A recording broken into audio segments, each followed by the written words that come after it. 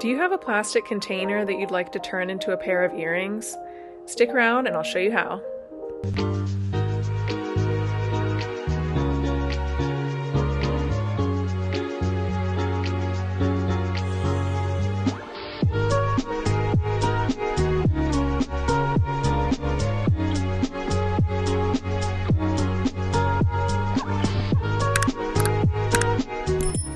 So you're going to need number 6 plastic for this project. This is the only plastic that'll really work for this application, but it's also a really difficult plastic to recycle, so anytime that you can reuse this plastic is a good thing.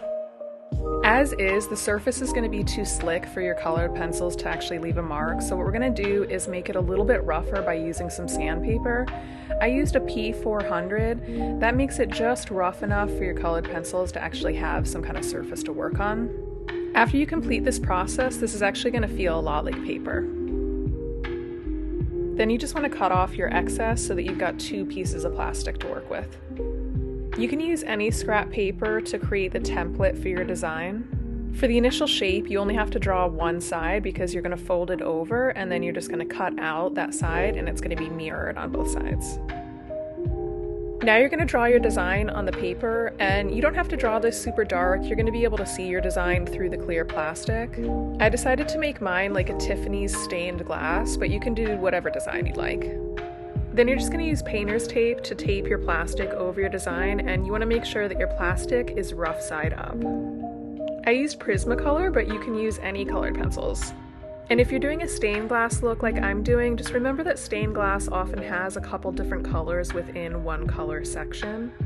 For instance, this blue that I'm doing actually has dark blue in it as well as a little bit of purple in it. Once I have my other colors in there, I found that it was helpful to go back in with that base blue and kind of blend the top colors together to make it look a little bit more like stained glass.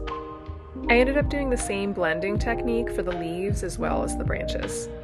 Then I used an extra fine black Sharpie to replicate that soldered lead that you see in stained glass.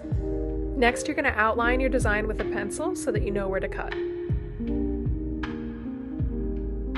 And because we're doing earrings, we're going to do all of that 2 times. And you're going to hole punch 2 holes in the top, and just remember that you're going to want these holes a little bit larger because it's going to shrink by 1/3. Next, they're going to go in the oven at 325 degrees Fahrenheit for anywhere from 1 to 3 minutes. You'll know when your Shrinky Dinks are done when they've gotten smaller and are back to being totally flat. These should come off the tray really easily and be cool to the touch within about a minute.